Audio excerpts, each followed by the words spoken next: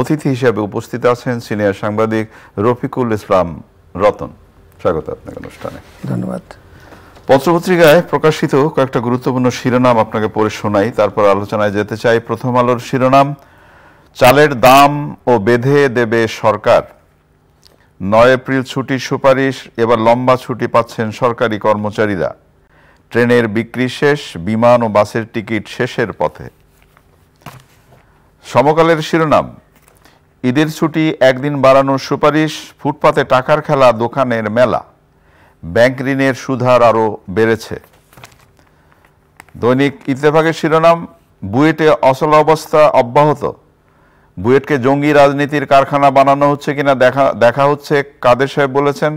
ছাত্রলীগ জোর করেই বুয়েট দখলের চেষ্টা করছে, ফখরুল বলেছেন। কালের কণ্ঠের শিরোনাম, সংকটে কাহিল স্বাস্থ্য শিক্ষা খাত। প্রকাশ্যে বুয়েটে ছাত্রলীগ, শিক্ষার্থীরা দাবিতে অনড়। যুগান্তরের শিরোনাম, শিক্ষাক্রমে একের পর এক পরিবর্তন, দিশেহারা কোমলমতি শিক্ষার্থীরা। ব্যাংক ঋণের সুদ আরও বাড়ল।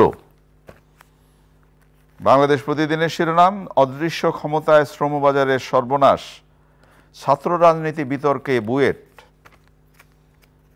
মানব জমিনের শিরোনাম, বেক্সিমকোর 2625 কোটি টাকার বন্ড অনুমোদন।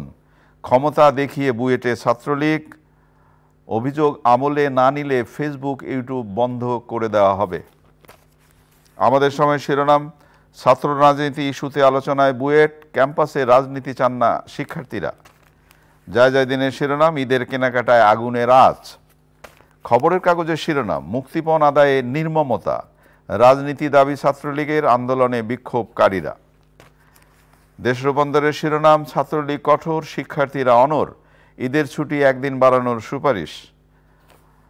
দৈনিক জনকণ্ঠের শিরোনাম, ঈদ বকশিসের নামে চাঁদাবাজি। আমরা শেষ শিরোনামটি নিয়ে হয়তো আলোচনা করব সময় পেলে, কিন্তু তার আগে গত 2-3 দিন ধরে বুয়েট নিয়ে আলোচনা হচ্ছে। আজকেও ঠিক বুয়েট এবং ছাত্রলীগ বনাম সাধারণ ছাত্রছাত্রী, মানে আন্দোলনরত ছাত্রছাত্রী। বুয়েটকে জঙ্গি রাজনীতির কারখানা বানানো হচ্ছে কিনা দেখা হবে, কাদের সাহেব বলেছেন। এবং ছাত্রলীগ জোর করেই বুয়েট দখলের চেষ্টা করছে, মির্জা ফখরুল বলেছেন। বুয়েটের উপাচার্য বলেছেন যে শিক্ষক শিক্ষার্থীরা চাইলে আবার ছাত্র রাজনীতি চালু হতে পারে। ছাত্রলীগের সভাপতি বলেছেন যে ছাত্র রাজনীতি নিষিদ্ধের নাটক বন্ধ করতে হবে, এবং সাধারণ ছাত্রছাত্রী যারা আন্দোলন করছেন তারা বলছেন রাজনীতি মুক্ত হতে হবে বুয়েট, এবং বুয়েট নিয়ে অ্যাকশনে যেতে পারে সরকার। এইটি এরকম একটি সংবাদ আরেকটি পত্রিকায় ছাপা হয়েছে। তো কি মনে হয় আপনার কাছে? ধন্যবাদ আপনাকে। আসলে আমরা এখন এমন একটা অবস্থায় এসে দাঁড়িয়েছি যে যাই কিছু ঘটুক না কেন, তার পক্ষে যদি আপনি বলেন আমাকে বিপক্ষে বলতে হবে। আচ্ছা আচ্ছা, মানে আপনি পক্ষে থাকলে আমি বিপক্ষে, এরকম একটা রাজনৈতিক আবাসের মধ্যেই, অবস্থার মধ্যেই আমরা বসবাস করছি। বুয়েটের ছাত্রদের সমস্যা, বুয়েটের উপাচার্য, বুয়েটের সিন্ডিকেট, এদেরই মীমাংসা করার কথা। এটা এখন বাইরে চলে আসছে। এখন বুয়েটে জঙ্গি। আমি একটা ছোট্ট করে প্রশ্ন করি আপনাকে যা বোঝার জন্য। বুয়েটের উপাচার্য, সম্মানিত উপাচার্য বলেছেন যে ছাত্রছাত্রীরা যদি চায় তাহলে বুয়েটে ছাত্র রাজনীতি দেওয়া যেতে পারে। এই ছাত্রছাত্রী কারা? না, আমি সেটাই, দেখেন, ছাত্রছাত্রীদের ওপিনিয়ন তো কোনো দাম নাই। এখন বুয়েটের মধ্যে এই অবস্থার প্রেক্ষিতে কালকে বড় ধরনের সমাবেশ করেছে ছাত্রলীগ। তারা বলছে নাটক বন্ধ করতে হবে, এবং এক পর্যায়ে তারা বুয়েটে ঢুকেছে এবং তারা বঙ্গবন্ধুর প্রতিকৃতিতে ফুল দিয়েছে। আবার ওই সময় সকালে একটা কর্মসূচি ছিল, বুয়েটের সাধারণ ছাত্রদের সেই কর্মসূচিতে স্থগিত হয়েছে। বিকালবেলায় তারা তাদের কর্মসূচিতে অনড় থেকেছে এবং তারা ঘোষণা করেছে বুয়েটকে ছাত্রমুক্ত রাখতে হবে। সরকারিভাবে ওবায়দুল কাদের কালকে তার রাজনৈতিক কর্মসূচিতে তিনি বলেছেন যে বুয়েটে কোনো জঙ্গিবাদের চাষাবাদ হচ্ছে কিনা সেটা খুঁজে দেখতে হবে। একই সুরে বলেছে কালকে ডিবি প্রধান হারুনুর রশিদও বলেছে যে বুয়েটের প্রতি কঠোর নজরদারি রাখা হচ্ছে, সেখানে জঙ্গিবাদের কোনো আছে কিনা তদন্ত করে। না, এই যে জঙ্গিবাদের অভিযোগ উঠছে, এটা যদি সত্য হয় তাহলে তো খুবই ভয়াবহ। সেটাই, এটা দুটো জিনিস হতে পারে। তাহলে যে ইতিপূর্বে আমরা বেশ কিছু ঘটনা দেখেছি যে কিছু কিছু জায়গায় কিছু জঙ্গিবাদের লোকজন ধরা পড়েছে, তাদের দুই চারজন বুয়েটের ছাত্রও ছিল। বুয়েটের 2-4 জন ছাত্র ছিল দিকে বুয়েটের সকল ছাত্র জঙ্গিবাদের সঙ্গে যুক্ত, এই ঢালাও অভিযোগ করা তো মোটেই সঠিক হবে না। এটা সাংঘাতিক একটা প্রেস্টিজিয়াস ব্যাপার এবং একটা বড় ধরনের প্রতিষ্ঠানের বিরুদ্ধে ঢালাও অভিযোগ হবে। প্রকৃত ঘটনাটা উদ্ঘাটন করা দরকার, যে সেদিন রাত্রেবেলা তারা অনুষ্ঠান করেছে, তার প্রতিবেদনে সাধারণ ছাত্ররা মাঠে নেমেছে ছাত্র মুক্ত করার জন্য। একটি প্রতিষ্ঠানকে রাজনীতিমুক্ত করলেই সেই প্রতিষ্ঠান ভালো থাকবে, আর রাজনীতি থাকলেই সেই প্রতিষ্ঠান ভালো থাকবে না, এতে কোনো যুক্তি হতে পারে না।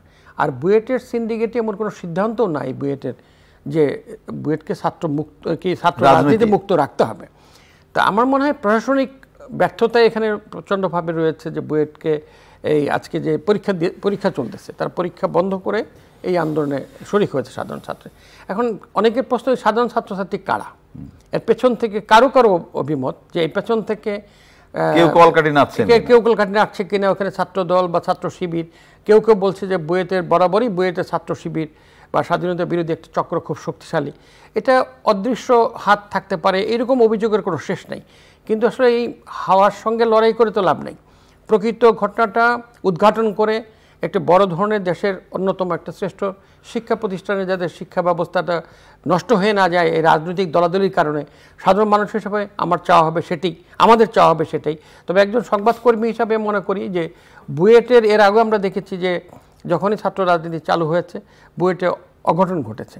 কিছুদিন আগে একটা ছাত্রকে মেরে ফেলা হয়েছে, তার প্রেক্ষিতে আবরারের মৃত্যুর প্রেক্ষিতে 20 জনের মৃত্যুদণ্ড হয়েছে, এবং তারপরেই কিন্তু ছাত্র রাজনীতিতে আনুষ্ঠানিকভাবে বুয়েট কর্তৃপক্ষ ঘোষণা করে বন্ধ করেছে। তো বন্ধ করার পরেও কিন্তু থেমে নাই বুয়েটের রাজনীতি, বুয়েটের হলের সমস্যা সেখানে আছে। কিছুদিন আগে আমরা দেখলাম যে এক বুয়েটের 10-12 জন ছেলে সেই সিলেটের কোন জায়গায় গিয়ে ধরা পড়লো, এবং তারা প্রত্যেকে শিবির হিসেবে ট্রিট হলো, যারা সবাই শিবির এবং মৌলবাদী কোনো সন্ত্রাসী গোষ্ঠীর মিটিং করার জন্য তারা ঢাকার বাইরে এত দূর গিয়ে মিটিং করছে। প্রতিটা কথাই আমরা এই হাওয়ায় ভাসিয়ে দিচ্ছি, কিন্তু এটার সঠিক তদন্ত করে রিয়েল অর্থে যদি এরকম মৌলবাদী সংগঠন হয়ে থাকে অবশ্যই তাদের বিরুদ্ধে শক্ত অ্যাকশনে যাওয়া দরকার, আর যদি না হয়ে থাকে তাহলে অভিযোগ থেকে প্রত্যাহার করে দেওয়া। প্রতিষ্ঠানটি বই যে বললেন শ্রেষ্ঠ একটি প্রতিষ্ঠান, এটি এরকম একটি অচল অবস্থা যেন তৈরি না হয়, তাহলে তো শিক্ষার্থীদের জীবন হুমকি। অবশ্যই অনেক ধন্যবাদ আপনাকে।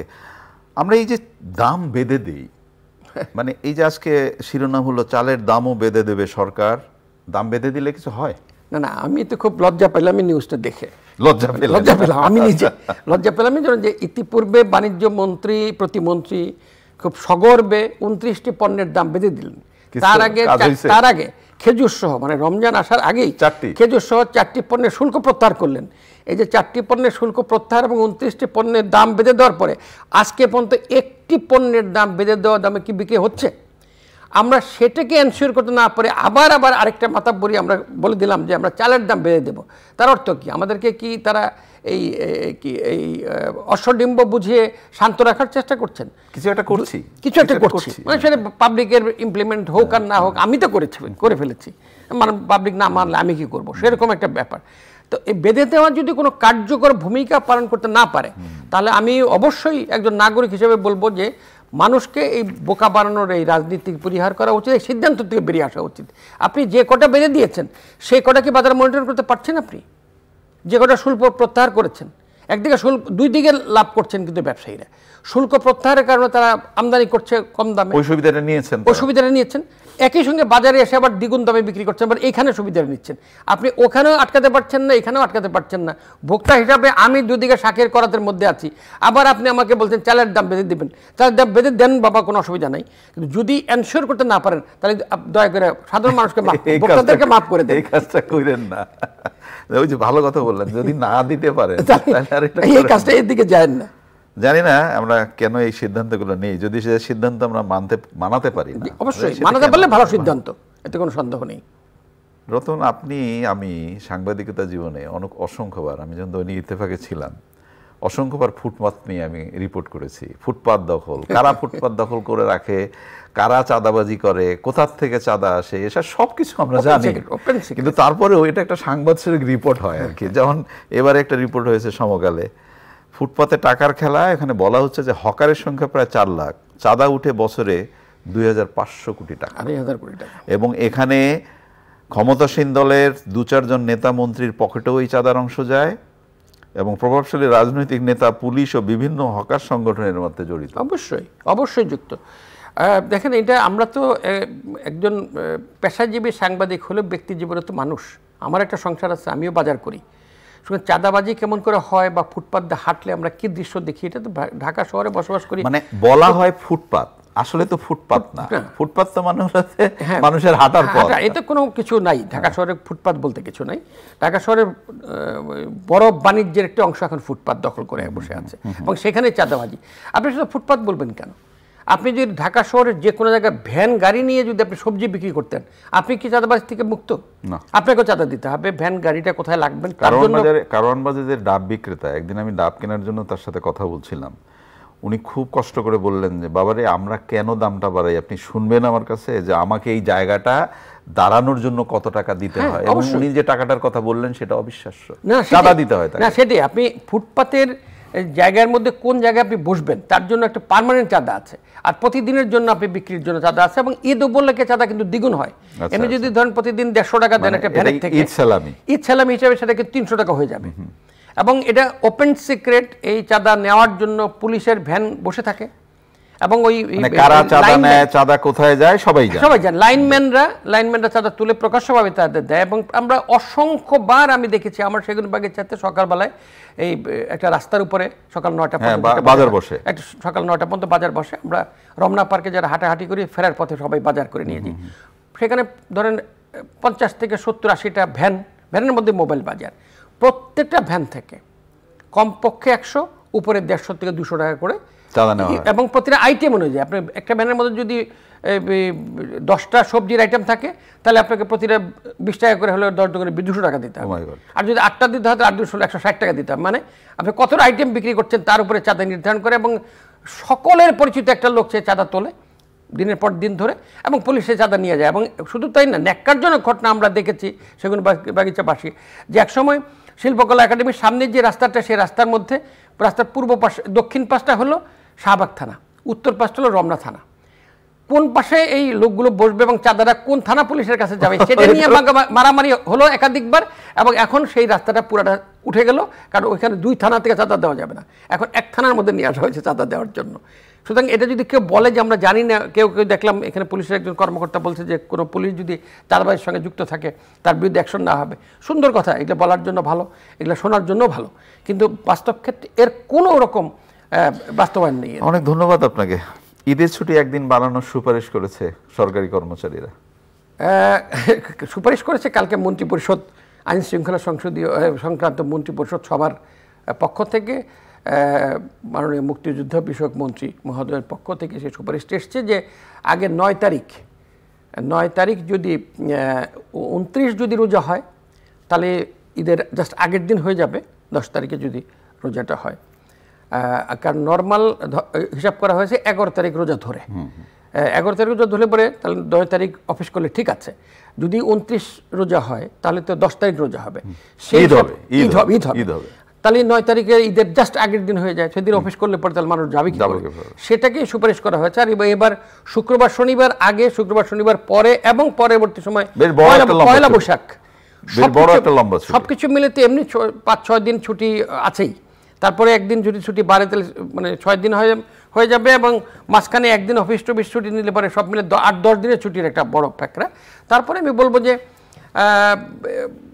একবারে ছুটিটা হয়ে গেলে হয় কি, মানুষ একবারে যখন যাতায়াত শুরু করে, প্রত্যেকটা নৌপথ থেকে শুরু করে আমাদের ট্রেন পথ চাপটা বাড়ে, এবং প্রত্যেকটা জায়গাতে দেখা যায় এমন, আমরা আগে দেখেছি এখন কিছুটা কমেছে, যে আরিচা ঘাটে ঈদ করেছেন অনেকে যাওয়ার জন্য, অনেকে যমুনা ফেরিতে ঈদ করে ফেলেছেন, ওখানেই আটকে আছেন, যেতে পারেন নাই। এখন সে অবস্থায় না থাকলেও এখন ছুটিটা যদি একটু বাড়িয়ে দেওয়া হয় এবং পর্যায়ক্রমে মানুষ যদি বাড়ি যেতে পারে, কিন্তু এখানে দেখেন মানে সহজ করতে গিয়েও অনেক কঠিন হয়ে যায়। আমরা বাংলাদেশের মানুষ ইন্টারনেট ব্যবহার করি, কিন্তু মোবাইল থেকে টিকিট কাটার এই প্রযুক্তির সঙ্গে কতগুলো মানুষ যুক্ত আমি জানি না। এই যে রেলের টিকিট বলা হলো যে আধা ঘন্টার মধ্যে 1 কোটি 16 লাখ মানুষ নক করেছে, টিকিট পেয়েছে 14,000। তা আমি 1 কোটি 16 লাখ মানুষ নক করছে, 14,000 টিকিট দিতে পারলাম। আর অনেকেই আগে দেখতে হবে আমাকে রাতের শেষ রাতে শেয়ারি খেয়ে ট্রেন স্টেশনে গিয়ে বসে থাকতো এবং টিকিট পেয়ে তারা বিশ্ব জয় করার মতো একটা ফুর্তির হাসি দিয়ে বের করে আসতেন যে আমি একটা টিকিট পেয়েছি। হ্যাঁ, খুব অনেক কষ্টের পর একটা টিকিট পাওয়ার তার যে হাসিটা, সমস্ত ক্লান্তি দূর হয়ে যেত তার হাসি দেখে। এবার কিন্তু দেখলে হঠাৎ করে 15 মিনিটে 14,000 হাসিও দেখলাম না, কান্নাও দেখলাম না। কারা টিকিট নিল? অনেক ধন্যবাদ আপনাকে, অনেক ধন্যবাদ। প্রিয় দর্শক, আমরা যে বিষয়গুলো নিয়ে কথা বললাম আপনারা নিশ্চয়ই শুনলেন। ট্রেনের টিকিট নিয়ে কথা হলো, কিভাবে নিঃশেষ হয়ে গেল, এটা একটা প্রশ্ন। ভালো থাকবেন, আগামীকাল নিশ্চয়ই এই সময় আবার কথা হবে। খুদা হাফেজ।